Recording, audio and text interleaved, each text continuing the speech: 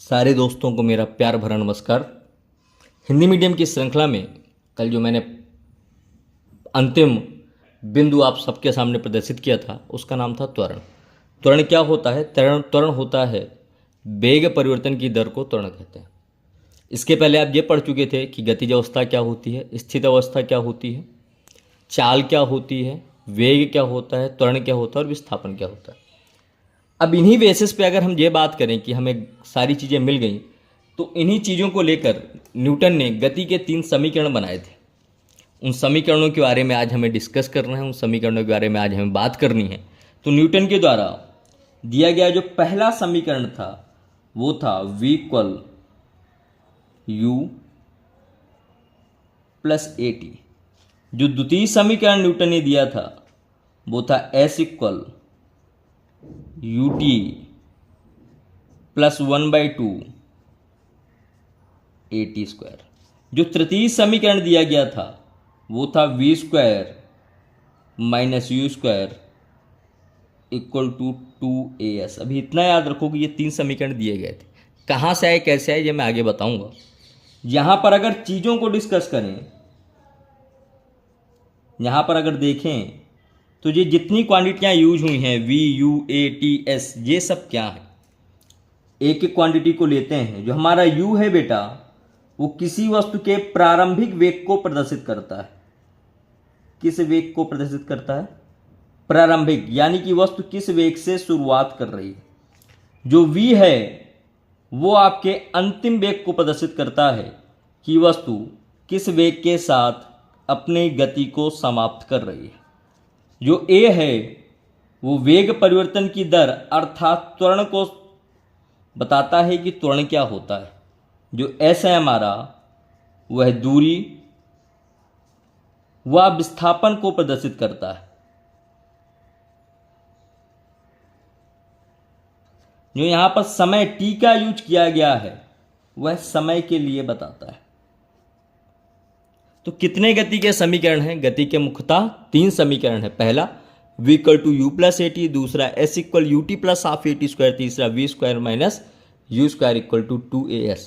जहाँ पर u प्रारंभिक वेग, b अंतिम वेग, a त्वरण, s दूरी या विस्थापन, t समय। इसको आप कॉपी करें, फिर एक एक गति के समीकरणों को हम परिभाषित करते हैं और इनको निकालते हैं कि कैसे ये चीज़ आई। कॉपी करें इसको। चलिए अब इस टॉपिक पे आगे बढ़ते हैं। प्रथम समीकरण के बारे में जानते हैं कि प्रथम समीकरण कैसे आया। गति का प्रथम समीकरण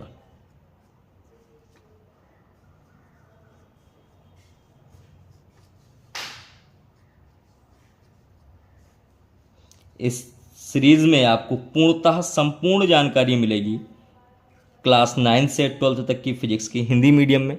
मेरा एक इंग्लिश मीडियम का भी चैनल है जिसका नाम है फिजिक्स क्लासेस बाय गुरुजी। आप वहाँ से भी चीज़ें क्लियर कर सकते हैं और सारी चीज़ों को समझ सकते हैं। चलिए, गति के समीकरण में पहला समीकरण क्या था बेटा? पहला था v equal to u plus a t. इसको मुझे निकालना है, ये कहाँ से आया। तो सबसे पहले मैं जानता हूँ, चूंकि त्वरण बराबर होता है वेग परिवर्तन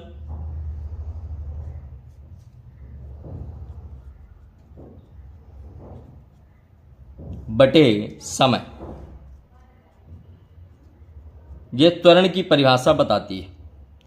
त्वरण को हम a से वर्णित करते हैं, मैंने पहले ही बताया है। वेग परिवर्तन क्या हुआ? अंतिम वेग माइनस प्रारंभिक वेग बटे समय t।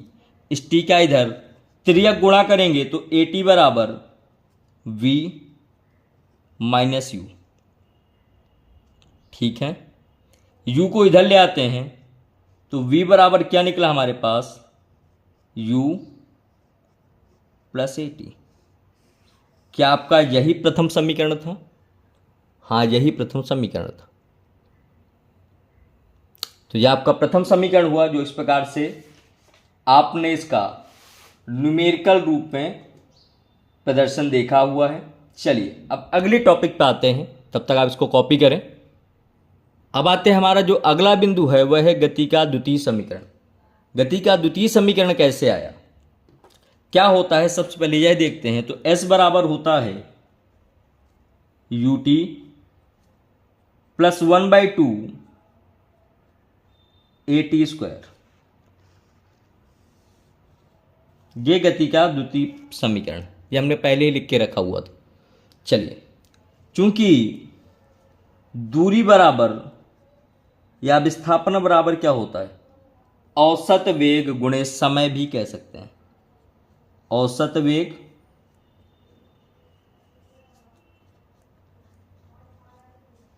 इंटू समय। दूरी को आप जानते हैं एस से प्रदर्शित करते हैं, औसत वेग प्रारंभिक अंतिम का योग बटे 2 गुणे टी। यहां तक किसी को कोई दिक्कत नहीं होनी चाहिए। इसको मान लेते हैं हम इक्वेशन नंबर फर्स्ट। चूंकि v बराबर हम निकाल चुके हैं, क्या होता है u प्लस ए टी। कहां से आया ये हमारा गति का प्रथम समीकरण है। कौन सा समीकरण है? गति का प्रथम समीकरण। अब इस समीकरण से प्राप्त मान को इसमें रखने पर s बराबर v की जगह आप ये रखो तो u plus a T plus u बटे 2 गुणे में टी। s बराबर u प्लस u कितना हुआ बेटा? 2u प्लस ए टी बटे 2 इंटू टी। इस टी के अंदर गुणा कर देते हैं तो s बराबर 2ut plus a t square बटे 2। इस 2 का अलग अलग भाग देते हैं, 2ut बटे 2 प्लस ए टी स्क्वायर बटे 2। इस 2 से ये 2 कट गया। s बराबर ut प्लस 1 बटे 2 ए टी स्क्वायर निकल आया। यह आपका क्या निकला? गति का द्वितीय समीकरण निकल आया। यहां से क्लियर है बेटा? चलिए, अब इसको नोट करते हैं, फिर हम तीसरे समीकरण की ओर आते हैं कि गति का तीसरा समीकरण क्या है। अब जो हमारा आखिरी टॉपिक है वो है गति का तृतीय समीकरण। क्या होता है? वो होता है v square minus u square equal 2as। ये हमने यही पढ़ा था। अब ये आया कहां से, इस विषय में डिस्कस करना है हमें। चूंकि एक चीज आप जानते हो, अभी आपने निकाला था, चूंकि दूरी बराबर क्या होता है? औसत वेग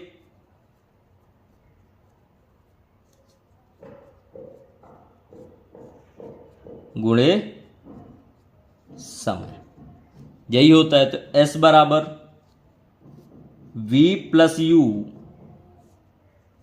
बटे 2 इंटू टी। s बराबर, इसको समीकरण नंबर 1 मान लेते हैं आप। और क्या चीजों को जानते हो आप? चलो यहां देखते हैं। चूंकि v बराबर क्या होता है? u प्लस ए टी भी होता है। v बराबर क्या होता है? u plus a T. चल यहां से एक काम करते हैं, v माइनस यू अपॉन ए कर दें तो क्या हमारा टी का मान मिल जाएगा हमें? हाँ सर, जरूर मिल जाएगा। अब इस टी के मान को अगर मैं आगे रखूं तो क्या हो? अब जो टी का मान है इसको समीकरण नंबर 1 पे रखते हैं तो s बराबर v square plus you square बटे 2 इंटू v माइनस ए, ये हो गया। इस 2 को s के साथ भेज देते हैं, 2as बराबर v plus u v minus u. आपने मैथ में एक फॉर्मूला पढ़ा होगा, अगर कहीं पर a plus b a minus b लिखा हुआ है तो directly a square minus b square के बराबर हो जाता है। Same v plus u v minus u लिखा हुआ है तो 2as बराबर v square minus u square. यह हमारा गति का तृतीय समीकरण समाप्त हुआ। आशा करता हूं कि यहां तक चीज़ें आप लोगों को समझ में आई होंगी। इसके आगे हमें ग्राफ पढ़ने हैं कि कौन से ग्राफ कब होते हैं, और भी बहुत सारी चीज़ों का हम अध्ययन आगे करेंगे। तब तक के लिए आप सबको मेरा प्यार भरा नमस्कार। आशा करता हूं कि आपको मेरी पढ़ाई हुई चीज़ें पसंद आ रही होंगी। प्लीज़ मेरे चैनल को लाइक करें, शेयर करें और सब्सक्राइब करें, और ज़्यादा से ज़्यादा पढ़ें, अपने भविष्य की चिंता करें और अपने भविष्य के लिए पढ़ें। धन्यवाद। मिलते हैं अगले टॉपिक पे।